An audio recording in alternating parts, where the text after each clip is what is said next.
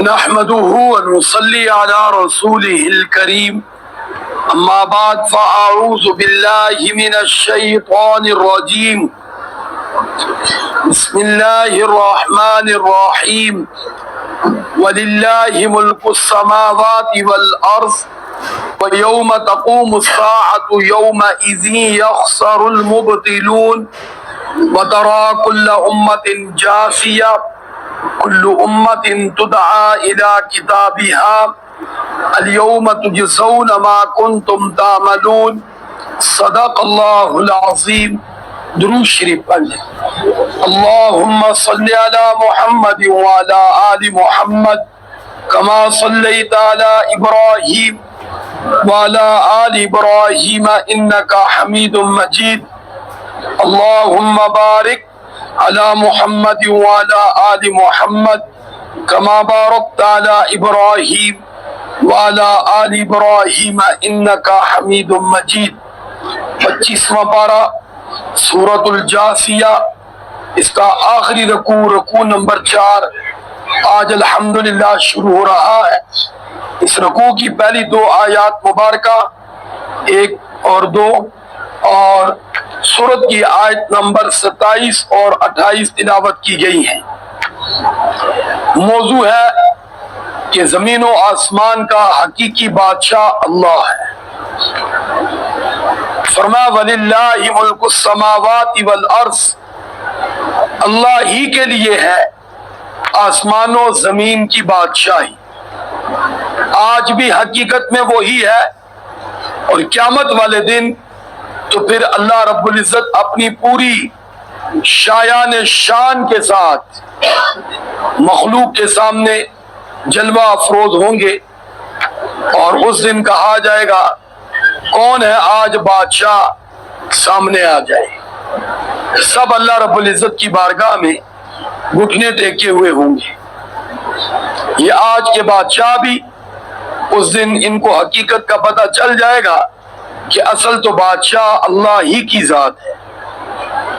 جو کچھ انسان کے پاس ہے وہ اللہ کا عطا کردہ اور انسان کے پاس اللہ کی امانت ہے، کیونکہ انسان نے ایک ایک چیز کا اللہ رب العزت کی بارگاہ میں حساب دینا ہے.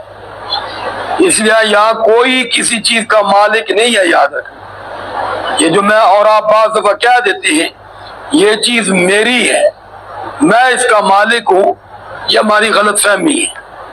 تو بہرحال اللہ رب العزت فرماتے ہیں وَلِلَّهِ مُلْكُ السَّمَاوَاتِ وَالْأَرْضِ، زمین و آسمان کا حقیقی بادشاہ فرمایا اللہ ہی ہے.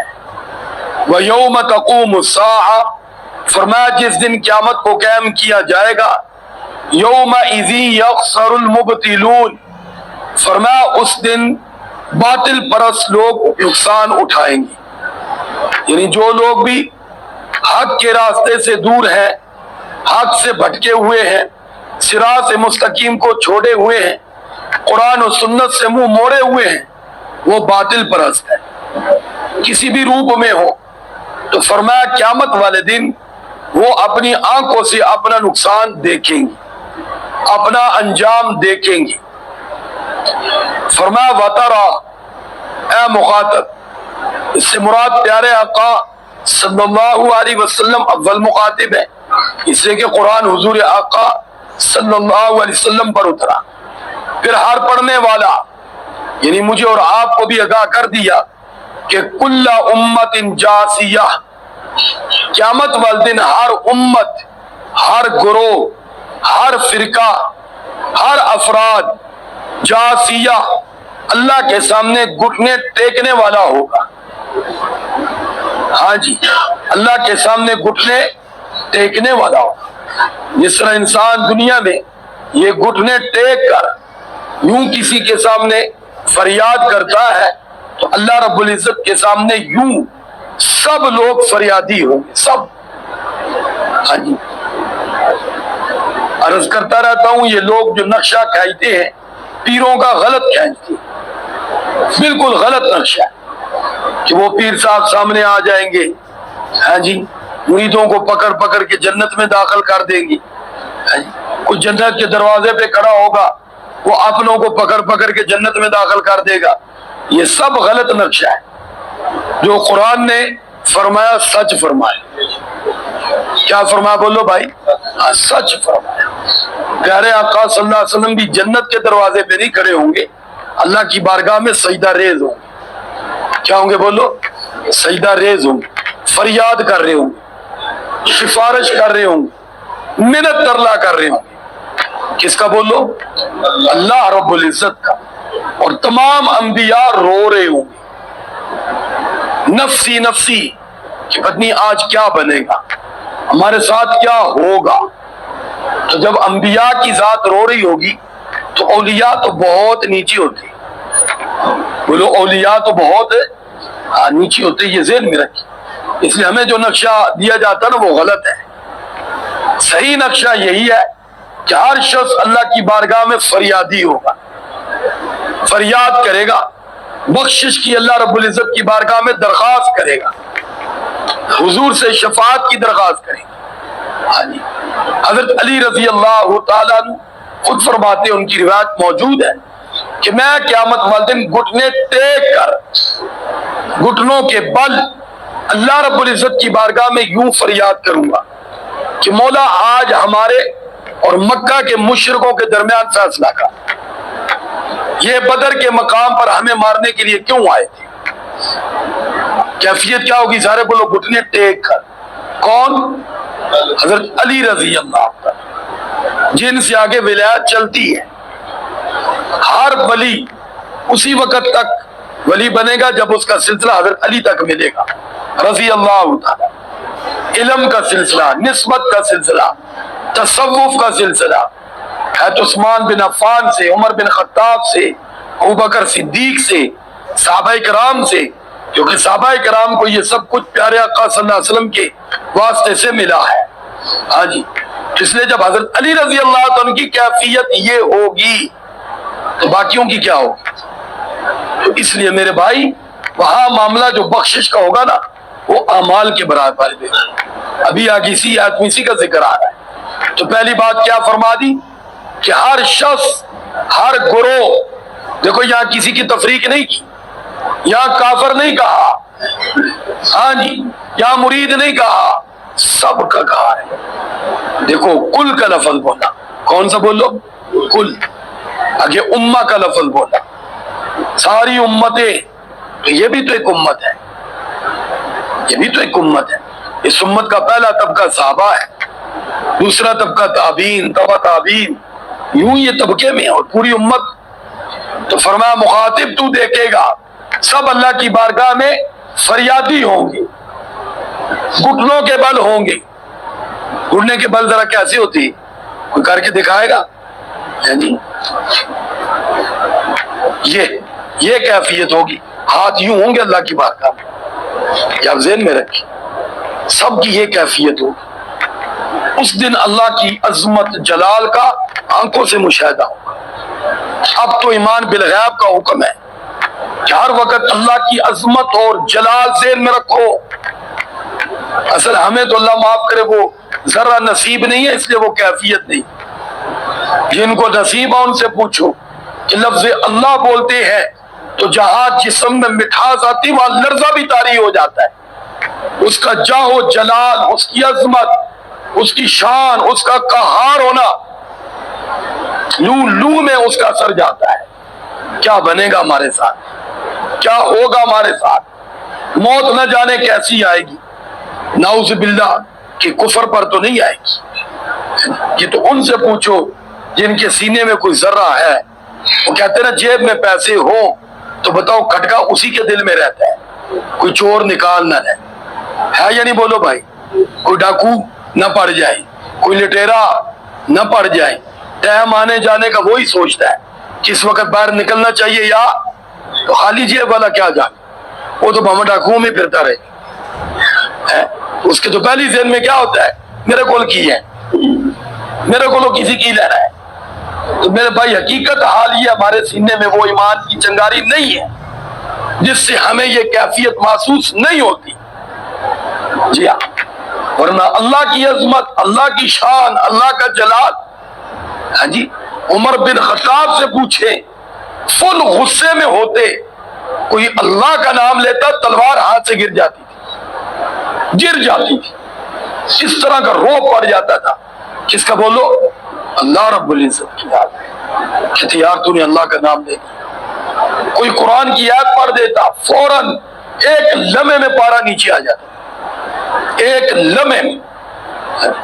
تو بہرحال اللہ رب العزت فرماتے ہیں کل امت تدعا الی کتابھا، ان کو کہا جائے گا آؤ اپنے اعمال نامے کی طرف آؤ، پہلے اپنا اعمال نامہ پکڑو. اقرا کتاب، کس کو پڑھو، کیا کر کے آئے ہو.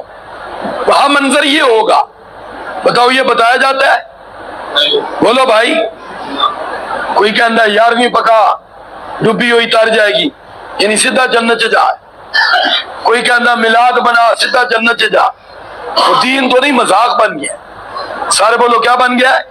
تو ذرا اس منظر کو بھی پڑھو نا جو قرآن کہہ رہا ہے، اس کو پڑھو. اللہ کیا فرما رہے ہیں؟ آؤ پکڑو اپنا اعمال نامہ، پکڑو اپنی فعل. فرمایا پڑھو کیا کر کے آئے ہو. نمازوں کا حساب دو، زکوٰۃ کا حساب دو، مال کا حج کے بارے میں بتاؤ، والدین کے حقوق کے بارے میں دو جواب، بیوی بچوں کے ساتھ کوئی ظلم زیادتی آؤ سامنے، پڑوسیوں کے حقوق بتاؤ. ہاں جی، یاد رکھنا لمبی تفصیل ہے، لمبی تفصیل ہے. تیرا سونا کیسا تھا، تیرا جاگنا کیسا تھا، تیری خلوت کیسی تھی، تیری جلوت کیسی تھی، تیرا بازار میں چلنا کیسا تھا، تو تاجر تھا تو کس روپ میں تھا، سرمایہ کار تھا تو کس روپ میں تھا، زمیندار تھا تو کس روپ میں تھا، مولوی تھا تو کس روپ میں ہے، قاری تھا تو کس روپ میں تھا، پیر تھا تو کس روپ میں تھا. آ سامنے آ. اللہ کی عدالت ہے. کس کی عدالت ہے بولو بھائی؟ جی ہاں، یہ ہوگا معاملہ. لیکن ہمیں یہ نہیں بتایا جاتا، کیونکہ یہ بتائیں تو پھر مولوی کو خود بھی سیدھا ہونا پڑتا ہے، پھر پیر کو اپنا رو خود بھی سیدھا کرنا پڑتا ہے. اس لیے وہ یہ بتاتے ہی نہیں ہیں. اپنی پوجا پاٹ پہ لگا دیا، اپنی پوجا پاٹ. آؤ پیر صاحب چھوڑو کے بیٹھے، آتے ہی پہلے اسلامی کے نام پر گھٹنا پکڑو. ہاں جی، پاؤں کو جناب چومو، اللہ معاف کرے سجدے میں گر جاؤ. ہاں جی، یہ منظر دکھایا جاتا ہے. غلام بنا لیا انہوں نے لوگوں کو. کیا بنا لیا؟ سارے بولو. آج دیکھ لو، کہتے لوگ غلام ہیں، فخر سے کہتے ہیں. پیارے آقا صلی اللہ علیہ وسلم نے صحابہ کو اپنا غلام نہیں بنایا. جی، صحابہ کرام میں سے کوئی پیارے آقا صلی اللہ علیہ وسلم کے گھٹنے مبارک کو ہاتھ لگا کر نہیں سلام لیتا تھا، گردن کو یوں نیچے جھکایا نہیں جاتا تھا. جس طرح آج آپ نے دیکھو گا، میرے پاس ایک بعض آتے ہیں جی، وہ مغرب پڑھتے ہیں، وہ جب سلام لیتے نا ہاتھ میں ہاتھ ملاتے پہلے میرا گھٹنا پکڑتے ہیں. بندہ حیران ہوتا ہے بھائی یہ اسلام کا کہاں سے مسئلہ ہے. اب اس کو وہ ادب اور تعظیم سمجھتے. تعظیم کا اصل تعلق دل کے ساتھ ہے. سارے بولو کس کے ساتھ ہے؟ دل کے ساتھ. کیا آپ کے دل میں احترام ہونا چاہیے. ہاں جی، تو اللہ رب العزت فرماتے ہیں ان کو بلایا جائے گا، آؤ اپنے اعمال نامہ کی طرف، اور الیوم تجزون، اعلان ہوگا آج بدلے کا دن ہے، حساب کتاب کا دن ہے. تو بتاؤ ہمیں یہ حساب کتاب بتایا جاتا ہے؟ یقین کر لو جو منظر وہ بتاتے ہیں نا وہ تو سراسر مذاق ہے. اس لیے تو آپ دیکھیں وہاں پہ دین نہیں ہے، نمازیں کوئی نہیں، دین کی کوئی جھلک نہیں. ہاں جی، کوئی کیفیت ہی نہیں، کوئی خوف خدا ہی نہیں. الٹا بس فخر ہے اسی تو حضور دے غلام، اسی تو سدھی جنتی. ہاں جی، سارے ہی غلام ہیں میرے بھائی، لیکن اس غلامی کا کچھ حق بھی ہے. وہ ادا کیا ہوا تو بات بنے گی، اگر وہ ادا نہیں کیا ہوا تو محض غلامی کسی کھاتے کی. ورنہ تو ہم سارے اللہ کے بندے ہیں، سارے بخشے جائیں گے. نہیں، وہ بندہ بخشا جائے گا جو بندگی کرے گا، وہ غلام بخشا جائے گا جو حضور کی غلامی کرے گا. غلام سے یہ پوچھو غلامی بھی کرتا ہے؟ غلام کیا کرتا ہے بولو بھائی؟ آقا کی ایک ایک فرما برداری کرتا ہے، نافرمانی نہیں کرتا، اس کو کہتے ہیں غلام. تو جو ہر قدم پر نافرمانی کرے اس کو غلام کہتے. اس کو تو کبھی کہتے ہیں میرا حق ہے، اور پوچھنے کون کہتے ہیں میرا چودھری ہے۔ آپ نے چودھریوں کو دیکھا ہوگا کہ جو آکڑ خان ملازم ہوتا ہے نا، اس کو کہتے ہیں میرا بھی چودھری ہے، اے چودھری کو نہیں مننا، وہ کہتے ہیں کاٹ دے، وہ کہتے ہیں مجبوری ابے نے رکھے۔ آگے جملہ یہ بھی ہوتا ہے، ابے نے رکھے ہے، پرانا ہے، چلو اسی کہنے ہیں کھانا پینا ہے، باقی ساڈا بھی چودھری ہے۔ ہاں، فرما بردار کو کہا جاتا ہے نہیں، یہ اصل ہمارا ملازم ہے۔ تو میرے بھائی، اصل غلام تو وہ ہے جس کو پیارے آقا صلی اللہ علیہ وسلم فرمائے یہ میرا غلام ہے۔ میرا کیا ہے بولو بھائی؟ تو غلامی کرنی پڑے گی، محض غلامی کے دعوے پر بخشش نہیں ہوگی۔ جس طرح اللہ کے بندے بخشے جائیں گے، لیکن بندے سے مراد جو بندگی کرے گا، ورنہ قرآن میں اللہ نے فرمایا جو بندگی نہیں نہ کرتا اولئک کل انعام، وہ تو جانوروں کی طرح ہے، وہ میرا بندہ نہیں ہے۔ انعام، پھر کیا کہا؟ بل ہم اضل، ان سے بھی بدتر ہے۔ اس کو تو یوں فرمایا ہے۔ تو بہرحال اللہ رب العزت فرماتے ہیں الیوم تجزون، آج بدلے کا دن ہے۔ کس چیز کا بدلہ؟ کس چیز کا بدلہ؟ دیکھو یہاں غلامی کا لفظ نہیں، کوئی اور نہیں، ما کنتم تعملون، عمل عمل عمل عمل چھڑوا دیے گئے، یقین کر لو، عمل چھڑوا دیے گئے۔ بھائی جب آپ یہ کہیں گے 11ویں پکا ڈبی تر جائے گی، نماز کون پڑھے گا؟ کون پڑھے گا؟ اور یہ حضور نے تو نہیں فرمایا، نہ حضرت شیخ عبد القادر جیلانی رحمۃ اللہ علیہ نے فرمایا، یہ تو وہ قوال بول رہا ہے۔ کون بول رہا بولو بھائی؟ قوال کے جملے کا کیا اعتبار ہے؟ وہ قوال ہی ہے نا، آپ نے دیکھا ہوگا اس نے تو شیپی کی داڑھی بھی نہیں رکھی ہوئی، وہ بول رہا ہوتا ہے 11ویں پکا ڈوبی ہوئی، کیا نام اس کا؟ وہ نوجوان سا ہے، ہاں جی، یہ وہ بول رہا ہوتا ہے 11ویں پکا ڈوبی ہوئی۔ اب بندہ پوچھے یہ تو نے سرٹیفکیٹ کہاں سے لیا ہوا ہے جو تو لوگوں میں بانٹی جا رہا ہے؟ تو بتاؤ 11ویں تو بڑی سوکھی، پھر خاص طور پہ سپیکر میں اعلان 10 20 سارے دے دیں، سارا محلے سارا ہی بخشا گیا۔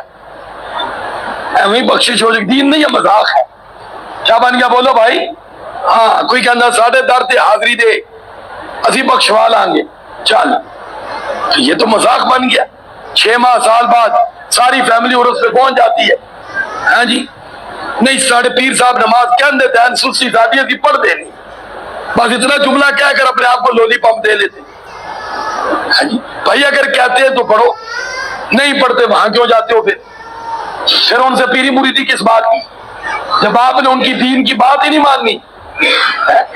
تو بہرحال اللہ رب العزت فرماتے ہیں الیوم تجزون ما کنتم تعملون، اللہ کی طرف سے اعلان ہوگا آؤ حساب کتاب دو، آج بدلہ دیا جائے گا ما کنتم تعملون، جو تم عمل کرتے رہے۔ تو بات تو بھائی عمل کے ساتھ ہے۔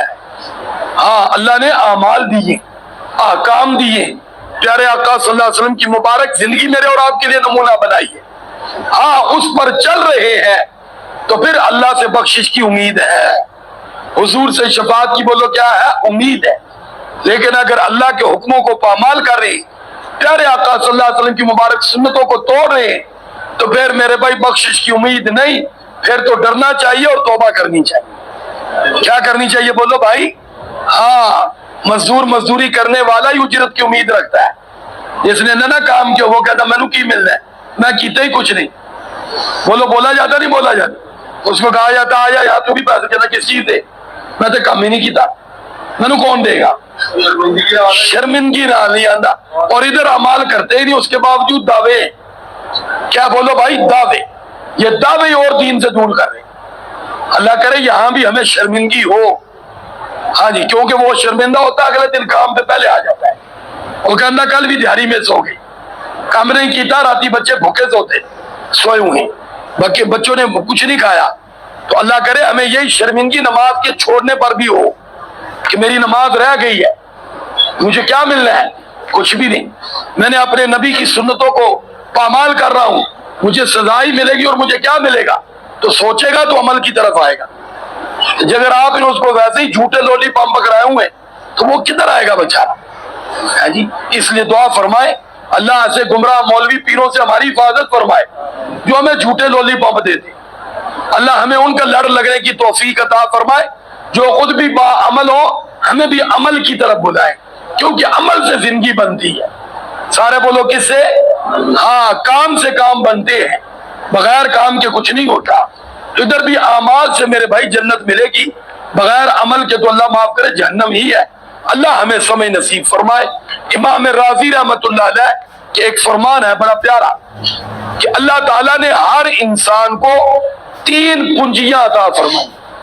پنجی کس کو کہتے ہیں؟ اس راس المال کو کہتے ہیں جس سے تاجر لوگ اپنی ضروریات زندگی خریدتے ہیں۔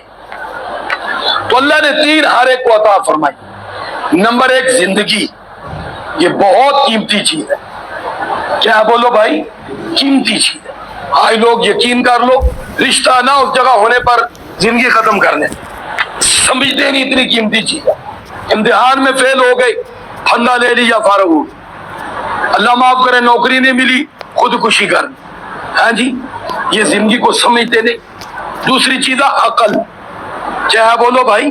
جب اللہ نے عقل کو پیدا کیا تھا نا تو عقل کو مخاطب کیا تھا، تیری وجہ سے ہی نوازا جائے گا، عقل والا ہی مکلف ہے۔ جس آدمی کی کھوپڑی میں عقل نہیں، اس پر نماز روزہ نہیں، تو وہ پاگل ہے۔ عقل فرمایا تیری وجہ سے حساب کتاب ہوگا، تیری وجہ سے سزا جزا ہوگی۔ کیا چیز بولو بھائی؟ عقل۔ تو عقل مند کس کو کہتے ہیں؟ جو اپنے نفع نقصان کو سمجھے، اپنے نفع نقصان کو۔ تیسری چیز میرے بھائی صحت ہے، یہ اللہ کی بہت بڑی نعمت ہے۔ آپ جانتے ہیں صحت ہو تو کام بھی ہوتا ہے، صحت ہو تو عبادت بھی ہوتی ہے، صحت کے ساتھ ہی ساری بہاریں ہیں۔ تو اللہ نے مجھے اور آپ کو دی ہیں تینوں چیزیں، الحمدللہ۔ اس پر اللہ کا شکر ادا کرنا ہے، اور جن کو ان میں سے کوئی چیز بھی نہیں ہے تو ان کے بارے میں دعا کرنی ہے۔ اللہ ہمیں توفیق عطا فرمائے۔ درود شریف پڑھیں۔ اللہم صلی علی محمد وعلی آل محمد کما صلیت علی ابراہیم وعلی آل ابراہیم انک حمید مجید۔ اللہم بارک علی محمد وعلی آل محمد کما بارکت علی ابراہیم وعلی آل ابراہیم انک حمید مجید۔ لا الہ الا اللہ محمد رسول اللہ۔